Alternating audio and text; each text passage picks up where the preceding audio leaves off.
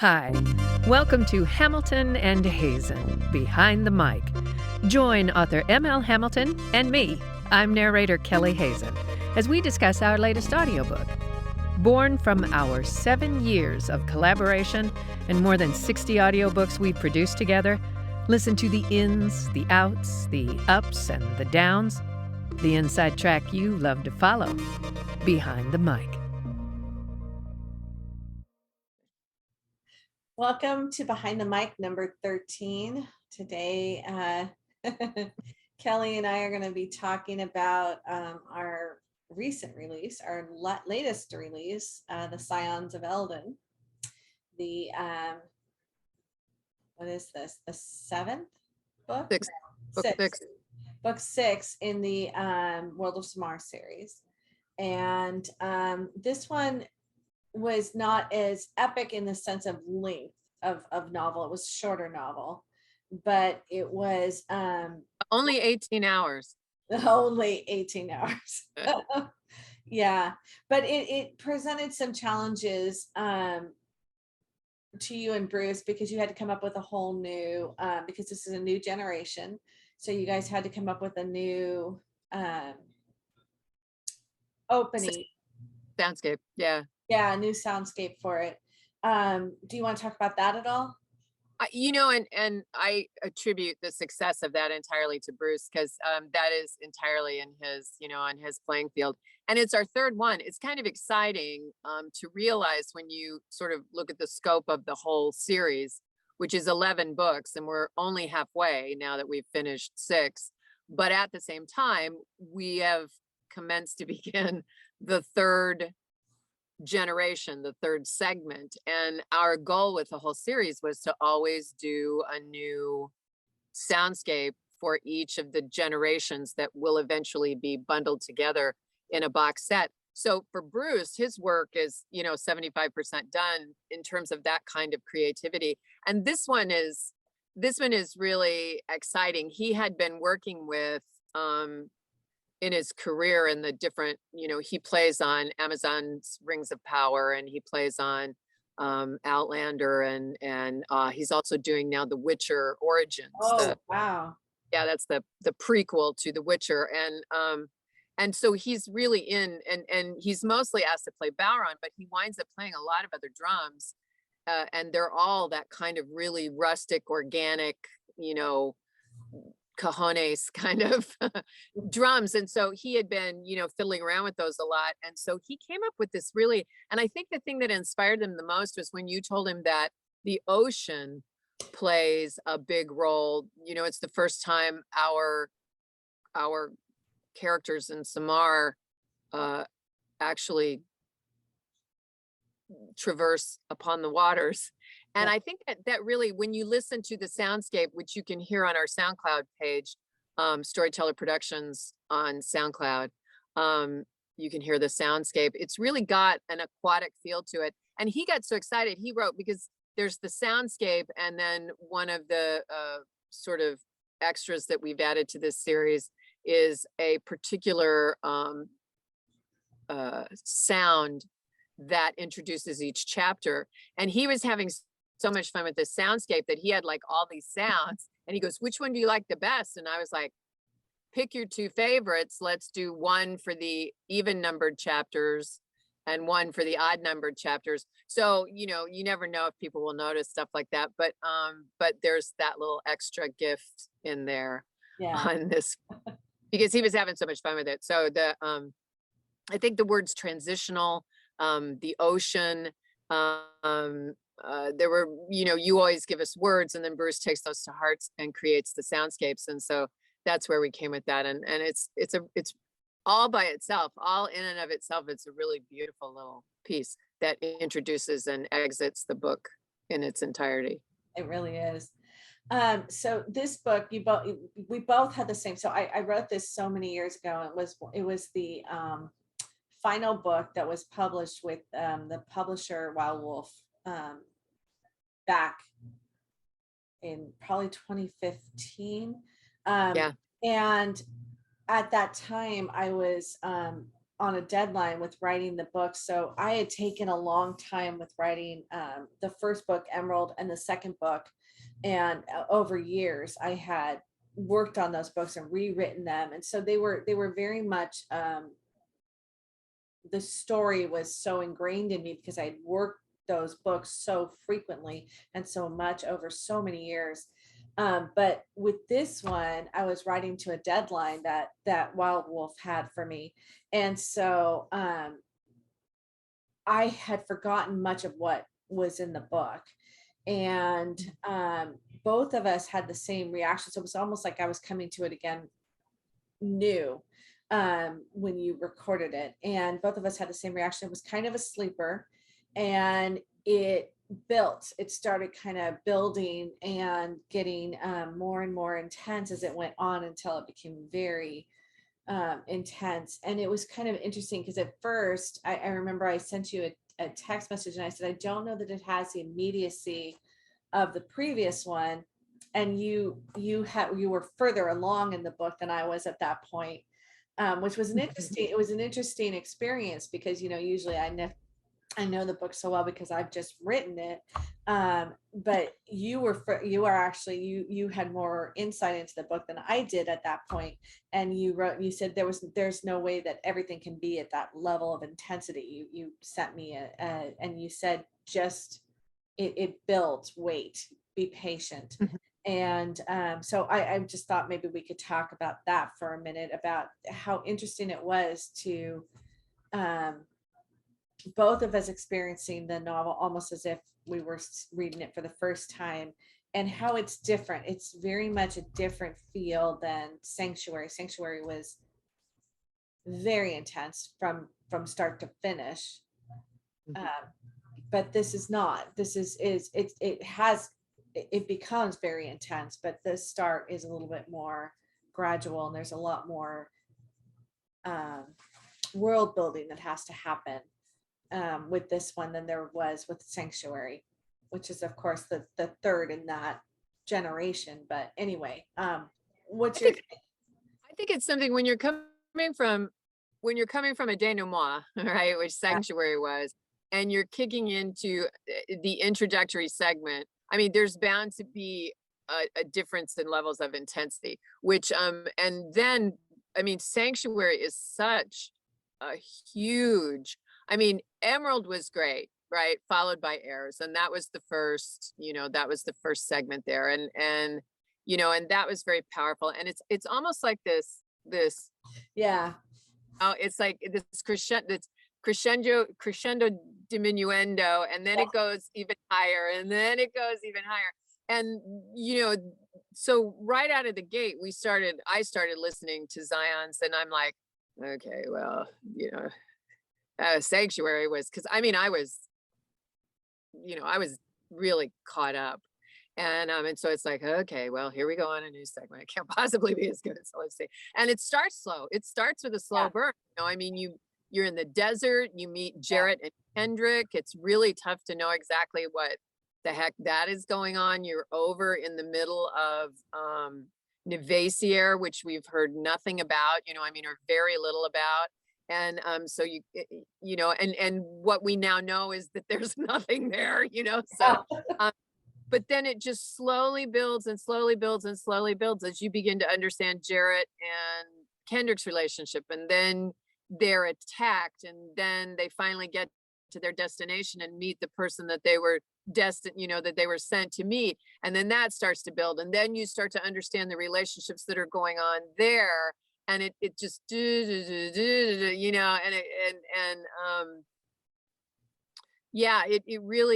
it really, and as it keeps evolving, it starts picking up the pace and picking up the pace and picking up the pace and picking up the pace. And it's nice. It's really nice. I mean, you've Talar Elderland's daughter, Tyla, becomes the focus of this book. And it's really interesting to see there are so many similarities between her and Talar, and yet at the same time, how she comes to understand her power and her place in the world It's really different. And you just kind of love it. I mean, I love it. I mean, um I remember when the new Charlie's Angels came out. And then there was another, like just recently there was, and I remember I was kind of disappointed because I think Jessica Chastain is in it. And it was some movie about these women kicking people's butt and killing everybody and, and beating them up and it's like, I, women certainly are forces to be contended with and can be as lethal as the next. And certainly there are women who could beat the crap out of anybody.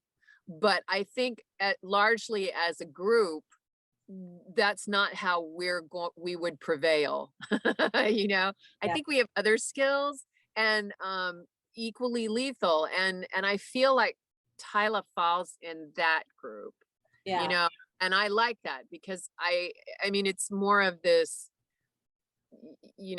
we don't want to be, we want to be equal. We don't want to be thought of as men. We just want to be treated Yeah. Yeah. equally, right? And I feel like the more that women are positioned as being able to do all the things men can do, which I'm not sure the greater percentage of us can, I mean, I don't know. I mean, I don't want to sound ridiculous, but I like the things that make women strong, and I would like to see those things brought out in a story that make us victorious. And that's what I think happens with Tyla potentially. I mean, we don't know where it's going, right? At the end of the book, it's not horrible, but there's yet again, a famous ML Hamilton twist at the end of the book. But I just that was one of my favorite things about the book was Tyla and how she comes to grips with her ability and her strengths, and then how they also then play her into this potential other role by the end of the book.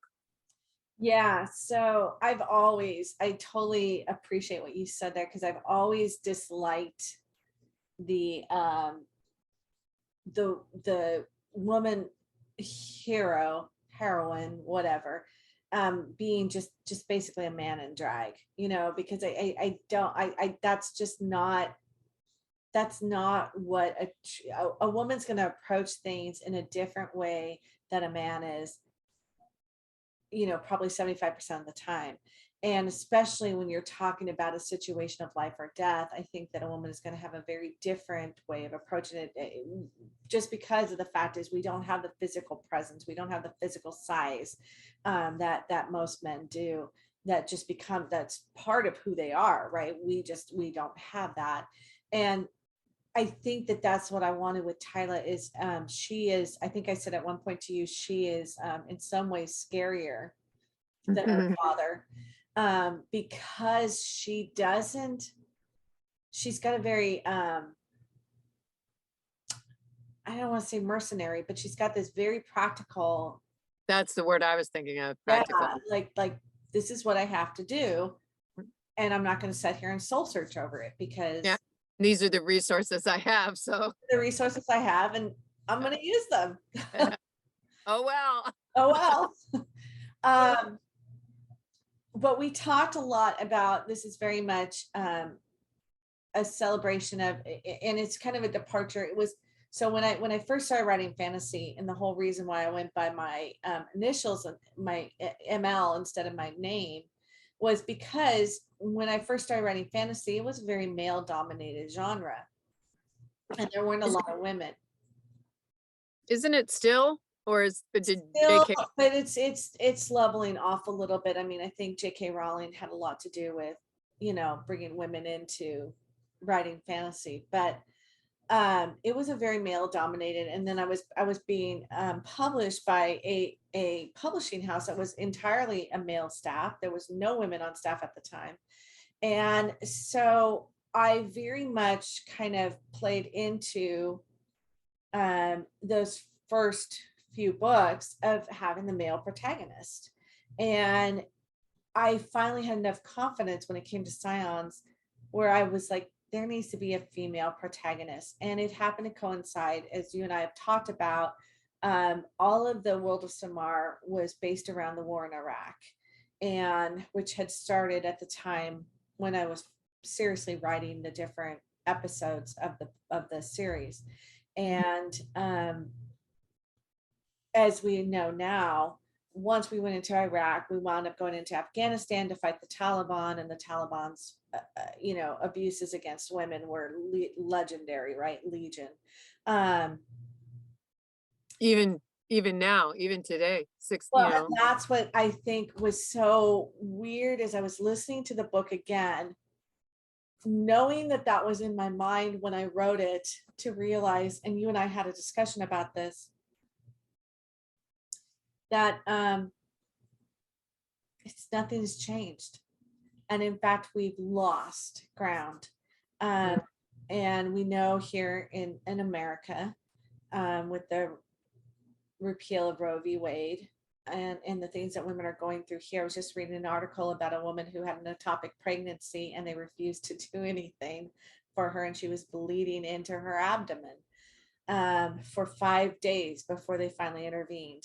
Where was She was in Texas. And then we know what's happening, which is, so amazing in Iran right now, with the women fighting in the streets against oppression. And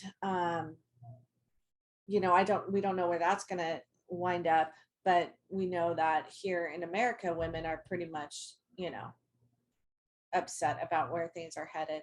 And it's so sort of, I think what we're seeing, and this is really, and I'm sorry to interrupt you, this No. is, I mean, my hope was that women would get upset, but I think we're seeing everybody. I mean, when we think about the response that we're seeing in Kansas in Yes. these elections and these opportunities to change law, change constitutions, so that freedom, reproductive freedom, protection of reproductive freedom is never again challenged. Kansas, I understand Oklahoma, I mean, we're seeing and that I was surprised and pleased to see that kind of. Absolutely. And I don't think I think it's just the tip of the iceberg right now. I don't think we've even seen or we know where this is headed. But I think that anytime you see women in Iran stand up for their rights, it emboldens women here even to say, well, what the heck, we're going to move forward. And what was so weird about listening to the book again and realizing in a depressing way, in a way, like we've not come any further than we, since 2015, we've actually lost ground, but it also feels like maybe we're on the cusp, maybe there's no change without, hardship, right? Obviously there's no movement forward without, I guess, steps back. I don't know why, but it seems to be that way. But it was interesting that the same themes were coming up in the book as I was listening to it that were there when I wrote the book years ago. And you and I both, being women, I think made a connection with the book that is what good fantasy does, right? I mean, that's what good fantasy does, is it takes this foreign world and says, take a look here at what's happening here. And then it makes it easier to kind of see what's happening in our world, right? I mean, that's what good fantasy should do. Good science fiction should do, is kind of point an arrow in a non-threatening way. Yeah, it shows us our own world in sufficient relief for it to not be threatening, but to be an opportunity to actually sort of, it's really hard to get any kind of perspective when you're looking this far, from the mirror. Yes. But that, I mean, and arguably that's good fantasy, that's good fiction, that's good, any kind of storytelling. But I think fantasy uniquely has the ability, because 9 times out of 10, the characters they take action, that it can inspire good fantasy is a call to action, Yeah. and it makes us ask ourselves, well, if I'm seeing this in my own world, and I don't want that to be the case, what am I doing about it? And what am I doing about it? You Yeah, know? absolutely. So on a totally different topic, it just kind of occurred to me as we were talking. So when we talked about this kind of being a sleeper that, it kind of comes up on you, kind of creeps up on you, and all of a sudden you're like, oh my gosh, this is, you had a couple of your status updates that you did where you talked about how um, there was one where you said you misread something in the book, and then you went back. I can't remember what it was specifically, but you went back and you realized you had missed something, or you had, I can't remember exactly. You can correct me on this, but um, you've done so many of Mhm. my books. You've done so many books for other authors. Is it hard?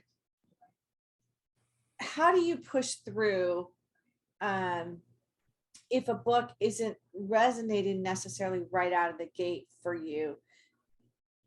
How do you push through, and then how do you um,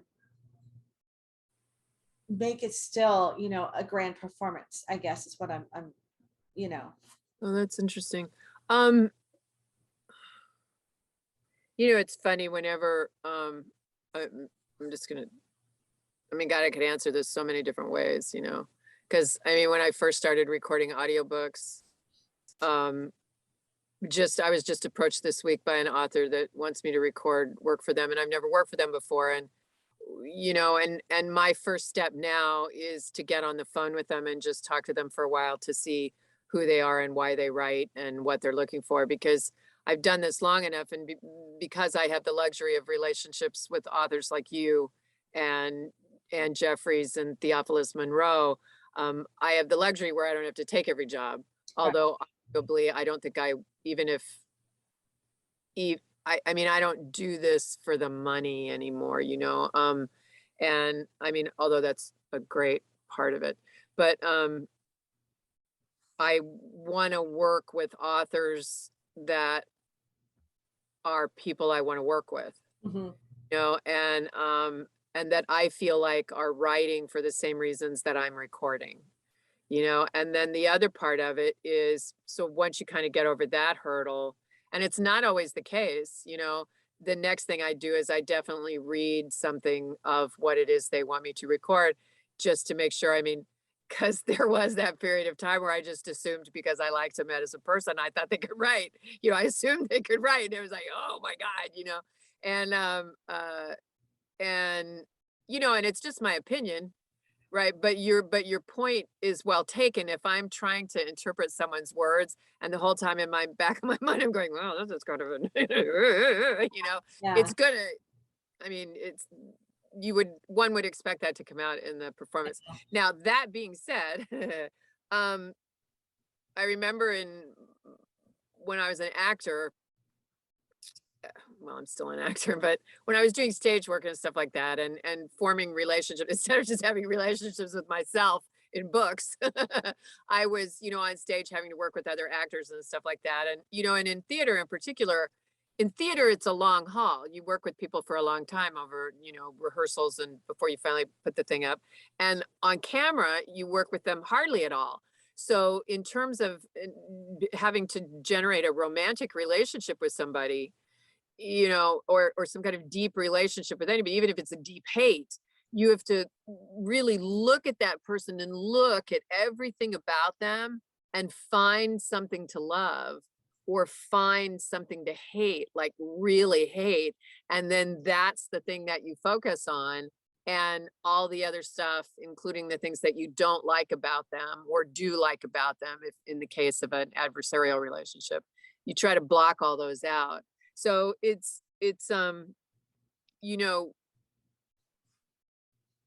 there's with the people that I work with now, there's always something to love in their books.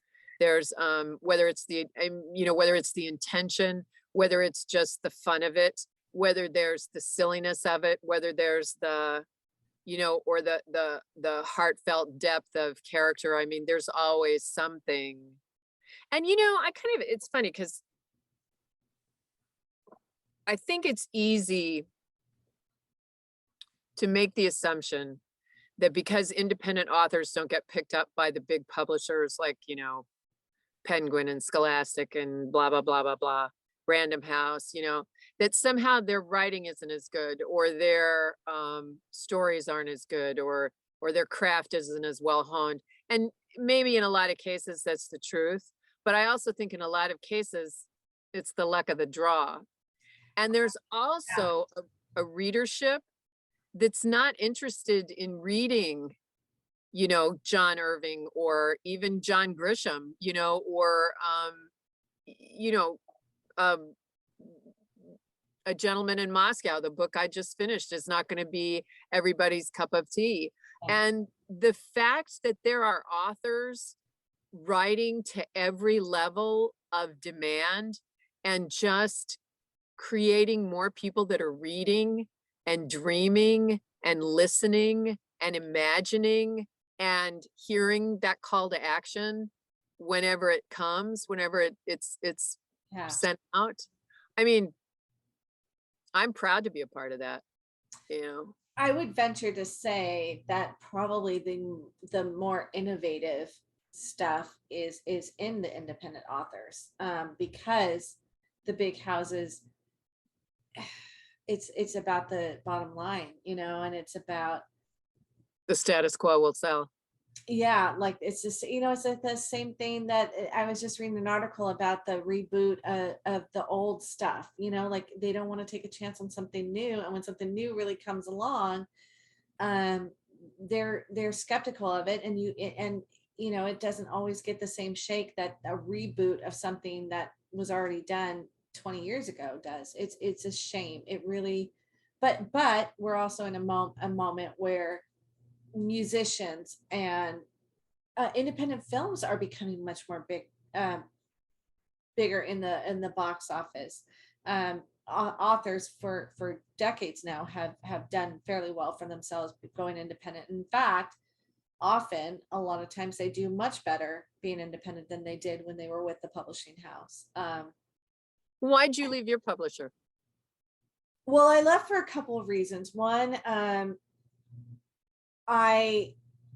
they were in England, so the distance was problematic, and we had very different, which you wouldn't think that, but we had very different ideas of, I would want to really get on something when I was off of work, and that was their downtime where they weren't working at all.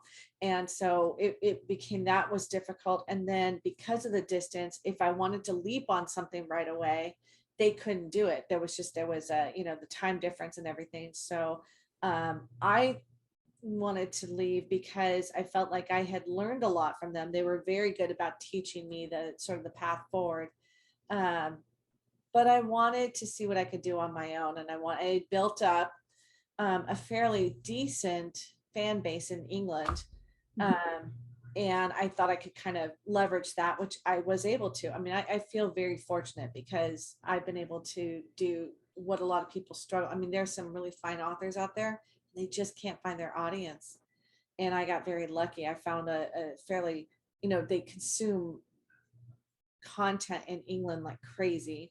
And I found a fairly, level, steady fan base in England that I could leverage when I came to doing more here in the United States. I got very lucky. And I honestly, I've thought about this a couple of times. Would I go back to a publisher? And I don't know that I would. I like the independence. I like the being able to write what I want to write. I like the fact that if I decide I'm going to go off on a tangent, I can go off and explore that tangent. I know that's frustrating with everybody who works with me, but it's part of what keeps me writing, is being able to explore something new, if I want to. But I do think it kind of all dovetails back into what we were originally talking about. It's the whole thing of art. Art is sort of the conscience of our humanity, isn't it? I mean, every form of art, it's always been through art that we have enacted change, I think. It's bringing it forward in front of people in a way that they're not realizing they're getting a message. And then that informing their change, you know. The so our listening audience may enjoy knowing that right now we are working on All Hallows Eve, which is the next Peyton Brooks short case. And something you said about art, this was the card that came up. If you've been following me on Facebook, you know that I've been using the art oracles, this deck of, it's like a tarot deck, but it's art oracles. Yeah. It's for inspiration before I begin my recording sessions. And actually, I've really kind of my whole recording process has become very interesting lately. But the thing that's really interesting, we've recorded All Hallows Eve in about 4 or 5 days. It's a novella, so it's gone really fast. And all of the artists that have come up, it's a Halloween story. All of this is Louise Gordon. Wow. All of the artists, and I, this is William Blake. Sorry, picture's a little off color. Wow. All of the artists that have come up, Caravaggio we visited during Scions, but the last one today was Orlan, and there's on the art oracles, they give you inspiration regarding life, inspiration regarding art or your work, and then inspiration just in general.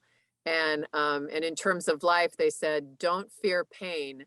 Art is an anesthetic. And apparently, yeah, Orlan, Wow. her art was her body. And so she would have different surgeries.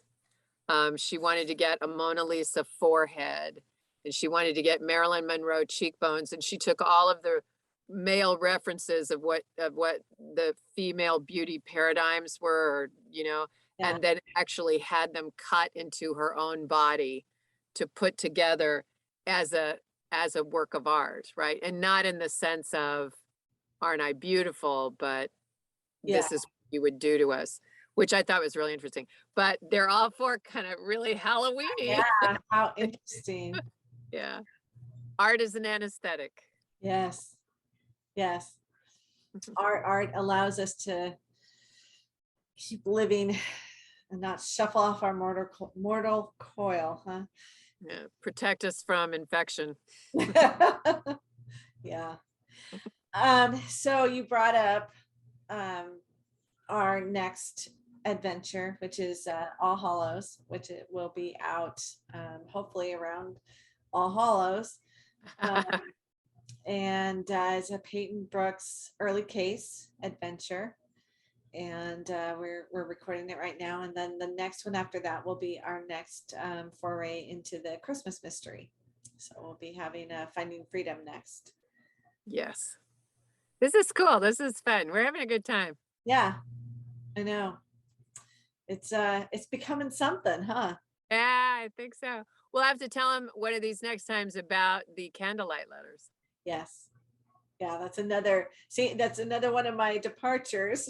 If you want to know more, subscribe to the ML Hamilton newsletter. All right, Kelley. Well, it was always a delight to talk to you about our process. And I'm so glad we do these. Yeah, they're fun.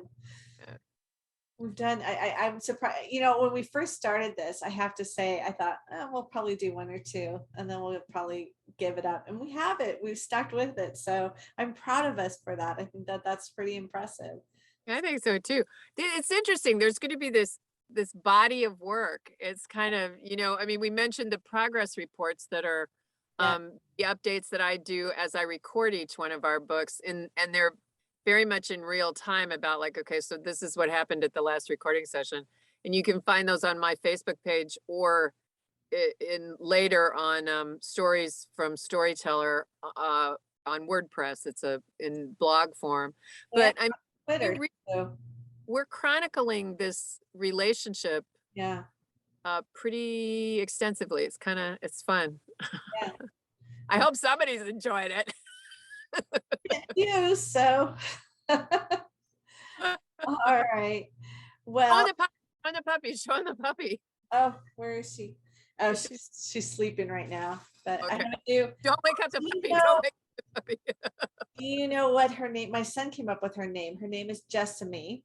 And if Mhm. you have, again, speaking of fantasy and very good fantasy, on Netflix, there's The Sandman. If you haven't watched it, Jessamy is a very important character on The Sandman. And so my son said she's got to be named Jessamy because Jessamy was very loyal and protective. And let me see if I can get her. Hey, Jessamy.